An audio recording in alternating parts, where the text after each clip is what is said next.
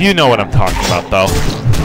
You've always got those know-it-alls and all sorts of people who are just clueless, too. And they don't even realize it. And I frankly think it's... Some people say it's worse on Alliance than Horde. These people, I call BS on that one because the number of truly smart people on both sides is the same, even though there's like a 4-to-1 ratio. There's plenty of idiots on Horde, trust me. I have characters on both sides, I would know. Some of you ask why I wouldn't stick to one side. Well, I don't like that style. I don't like being stuck to one side of it in case of games. And trust me, a lot of people actually know for sure that that I have characters on both sides.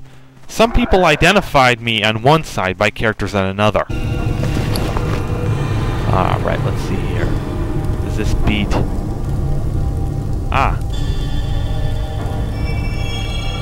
Yeah, even the weakest Northrend gear is blowing Outland gear out of the water. And I'm pretty sure that's normal.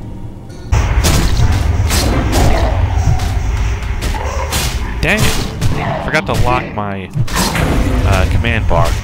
I always forget to, and it always comes up at the worst possible time. Alright, whatever I just picked up has got to go. That would be... That would be this thing. So, 3 months. What kind of stories would I have to share? Well, kind of too numerous to count, and I've already forgotten a few of them. Although I have found, there are some things I have found. Once you get to about the level... Once you get to around Sunken Temple on up, you can't just be run by one person, because if you're going to be run through an instance, you can't be run by just one person, because those enemies will do a number to you regardless. I found this out the hard way going through Dire Maul with a fellow guild member, and dying about 11 times in the process.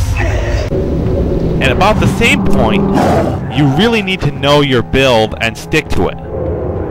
I found this out the hard way trying to go through Stratholme with an enhancement shaman as our healer. I know it sounds silly, but that's what happened. He had the spirit of it. He knew what he was doing, he just didn't have the talent spec necessary. He couldn't keep up. Oh, forgot to clear my recount. That had a recount of my last instance, which was the 3-person one of Slave Pens.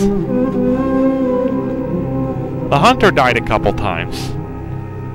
I bit it once. Wound up having to fight 3 elites on my own once. Yeah, 3 weakened elites you can actually take on as a Druid Bear if you've got a good enough set of equipment. I found myself taking on full power elites above level, or at level if they've got a spiked attack power. I know it sounds crazy, and I know I'm sounding arrogant, but this is for real. There are definitely a bunch of builds that are that broken. Although in these later instances, I don't get to tank much. I actually got persuaded to switch my builds, my dual talent spec from Feral Balance to Feral Resto, and I get asked to heal way more often than I get asked to be the damage dealer. That's right, the damage dealer, which is the role I favor the most. To me, now, I was once a Dungeons & Dragons junkie, and shapeshifting is one of the major powers that the druids have in that, to some extent. I mean, you get it really early and everything, To me, it's kind of silly to take the animal shape-shifting away from them and make them look make their shape-shifting look even remotely human. I mean, turning into a plant makes sense, but that bear person thing, that is the balance form, I don't think so. No, I can buy that thing, but the other thing I absolutely need to get. Ditch my fishing stuff. Fishing. I hate how you have to. I hate the way you level up that skill. Absolutely hate it. It's the most tedious skill ever. I mean, really bad.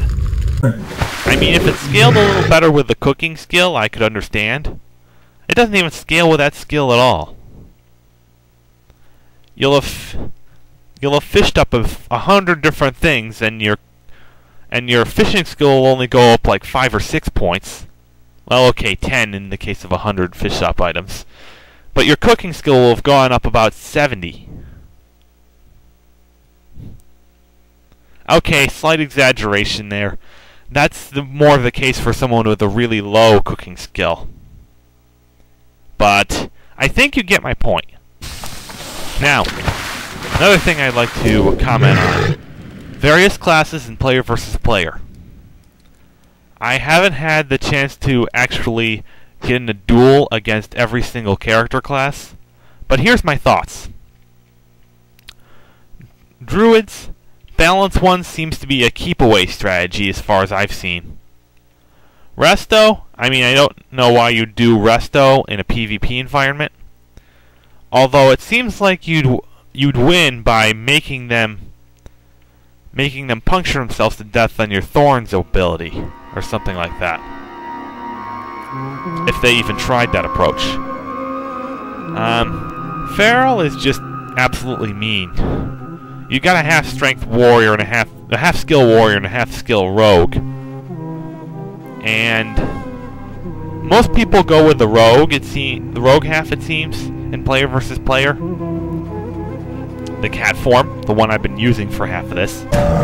Funny, you actually get a chance to absolutely obliterate a monster 2 levels above an elite through these quests.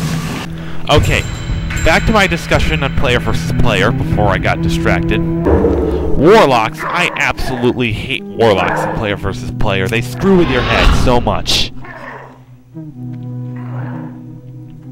I mean really bad.